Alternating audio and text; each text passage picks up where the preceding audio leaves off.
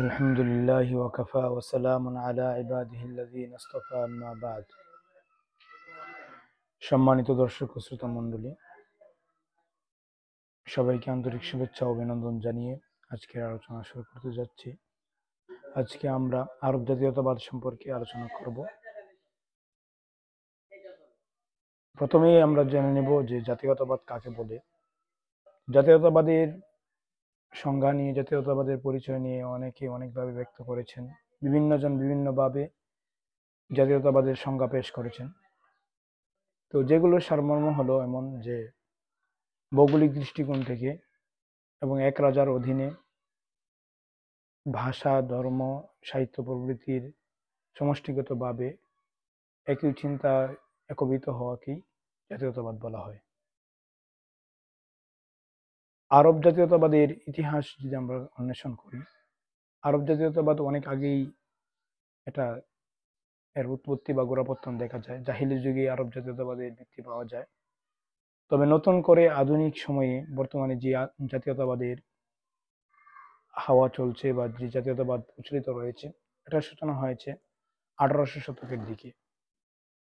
আর এর পিছনে, এই জাতীয়তাবাদকে উস্কে দেওয়ার পিছনে হাত রয়েছে ইহুদি এবং খ্রিস্টানদের। পশ্চিমারা চাচ্ছিল যে মুসলিম বিশ্বকে সবসময় এক দ্বন্দ্বের মধ্যে ফেলে রাখার জন্য এবং তাদেরকে দ্বিধা বিভক্তিত করার জন্য, তাদের পরস্পরে যেন তারা মারামারি এবং হানাহানিতে লিপ্ত থাকে, এই জন্যই তারা অনেক ধরনের কৌশল অবলম্বন করেছিল। তারই একটি কৌশল হিসেবে তারা জাতীয়তাবাদকে উস্কে দিয়েছিল এবং জাতীয়তাবাদ উস্কে দেওয়ার পিছনে তাদের অনেক দিন আগে থেকেই তাদের কার্যক্রম অব্যাহত ছিল। আমরা যদি ইতিহাসের একটু পিছনে যাই তাহলে দেখতে পাবো যে ফ্রান্সের প্রেসিডেন্ট নেপোলিয়ন বোনাপার্ট, সে 1840 সালে এই জাতীয়তাবাদের গোড়াপত্তনের জন্য চেষ্টা করেছিল এবং সেই বিষয়ে অনেকটা প্রচেষ্টা চালিয়েছে এবং সে ইসলামী পাতা এবং ইহুদি পাতা ইত্যাদি যে সবাইকে জাতীয়তাবাদের প্রতি উদ্বুদ্ধ করার জন্য বিভিন্ন ধরনের সে চক্রান্ত করেছে। এভাবেই ধীরে ধীরে তাদের কার্যক্রম অব্যাহত ছিল। অবশেষে 1997 সালে প্যারিসে এক বৈঠক অনুষ্ঠিত হয়, যে বৈঠকে জাতীয়তাবাদের বিষয়ে আলোচনা করা হয় এবং সেখান থেকেই জাতীয়তাবাদের কনসেপ্টটাকে, জাতীয়তাবাদের ধারণাটাকে নতুন করে আরবের ভিতরে প্রবেশ করিয়ে দেওয়া হয়। আর এই দিক দিয়ে আরবের মধ্যে শেখ মোহাম্মদ বিন আব্দুল ওয়াহাব নজদি রহমতুল্লাহি আলাইহি, তিনি বিদআতকে দূর করার জন্য পীর পূজা এবং কবর পূজা ইত্যাদি শিরক এবং বেদাতকে মূলোৎপাটন করার জন্য তিনি প্রয়াস চালাচ্ছিলেন। ইসলাম বহির্ভূত বিষয়গুলিকে তিনি দূর করার জন্য অনেক বেশি কঠোর ছিলেন। এভাবে তিনি কাজ করে যাচ্ছিলেন। একটা পর্যায়ে তিনি লক্ষ্য করে দেখলেন যে মক্কা মদিনায় যারা রয়েছে তাদেরকে আপাতত এই শিরক এবং বেদাত মুক্ত করা প্রয়োজন। তারই প্রেক্ষাপটে সৌদ পরিবারের সদস্যদেরকে নিয়ে একটা পর্যায়ে তারা এই আরবের তৎকালীন সময়ে এই হারামাইন এবং মদিনাতুল মুনাওয়ারার যে অংশটা রয়েছে সেই অংশটাকে তারা তাদের অধীনে দখল করে নিতে সক্ষম হয় এবং এরপর থেকেই তিনি উসমানী সাম্রাজ্যের বিভিন্ন ভুল ত্রুটি এগুলোকে জনগণের সামনে ধরিয়ে দিতে থাকলেন এবং তার ত্রুটি বিচ্যুতিগুলো প্রকাশ্যে এগুলোকে খণ্ডন করতে শুরু করলেন, এগুলোকে ধরতে শুরু করলেন। এই থেকেই অনেকে ধারণা করে থাকেন যে জাতীয়তাবাদের উত্থান ঘটেছিল।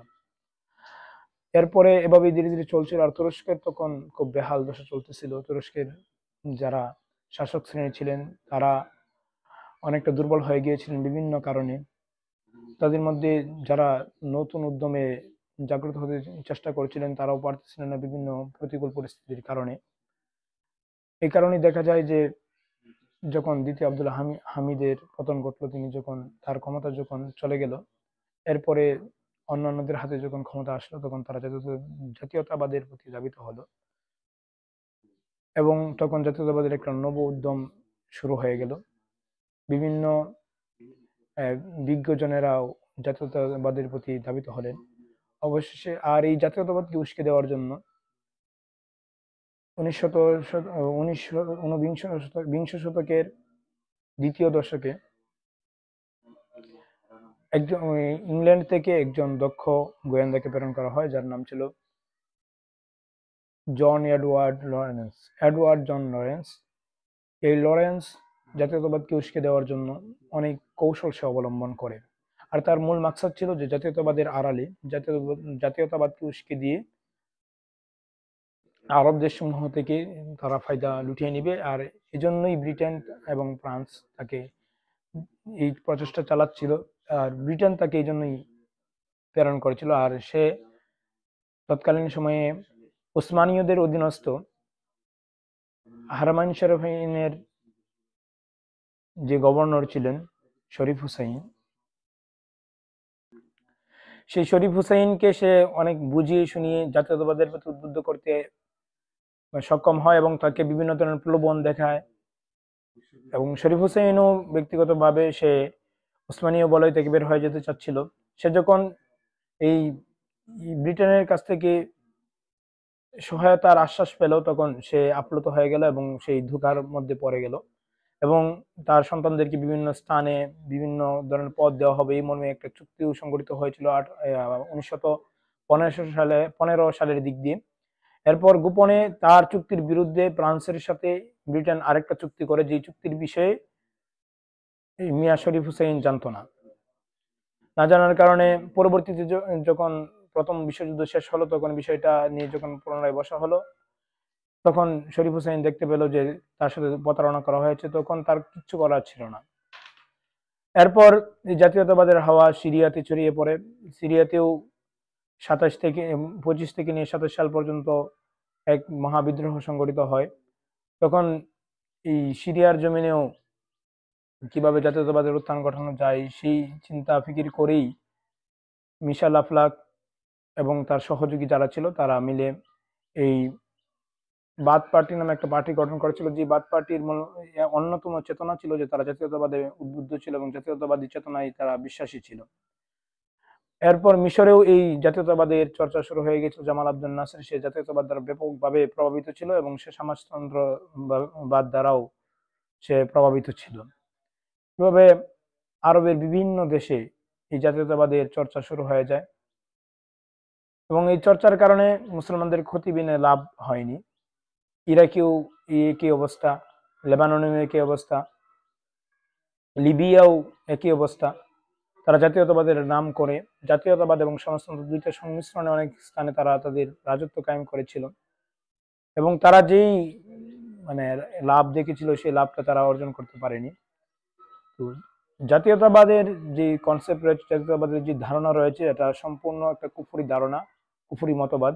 ইসলাম এটাকে আদৌ সমর্থন করে না, ইসলামের বিপরীত মেরুতে এটা অবস্থান করছে।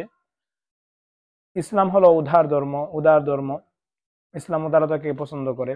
কিন্তু এই জাতীয়তাবাদের চিন্তা চেতনা এটা সংকীর্ণ চিন্তা চেতনা, এর মাধ্যমে সংকীর্ণ চিন্তা চেতনাকে ছড়ানো হয়, এবং একই জাতি, একই ভাষা বা একই ভৌগোলিক অবস্থান, এগুলোর প্রতি কেন্দ্র করেই সীমাবদ্ধ করে ফেলা হয়। এগুলোর প্রতি লক্ষ্য করে জাতীয়তাবাদকে কয়েকভাবে ভাগ করা হয়। ভাষাগত জাতীয়তাবাদ, যেমন বাঙালি, আরব ইত্যাদি, এবং ভৌগোলিক অবস্থানগতভাবে জাতীয়তাবাদ, যেমন বাংলাদেশ, ভারত, বাংলাদেশি জাতীয়তাবাদ, ভারতীয় জাতীয়তাবাদ, পাকিস্তানি জাতীয়তাবাদ ইত্যাদি।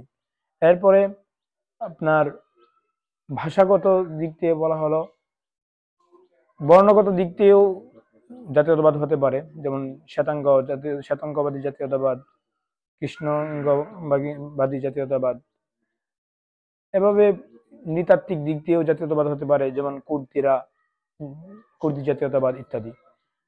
এই জাতীয়তাবাদগুলোর অনেকগুলোই ছড়ানো হয়েছিল আরব জাতীয়তাবাদের যে বিষয়টাকে অধিকাংশ জাতীয়তাবাদের প্রবক্তকরাও বলেছিল, সেটা হলো যে ভাষার দৃষ্টিকোণ থেকে, অর্থাৎ আরবি অঞ্চল যেটা রয়েছে, যেখানে আরবি ভাষায় মানুষ কথা বলে, সেই সব মানুষগুলোকে একত্রিত করে তারা কাজ করবে, এবং এই জন্য প্যান আরব গঠিত হয়, আরো বিভিন্ন ধরনের সংগঠন তারা গঠন করতে সক্ষম হয় এবং করেও।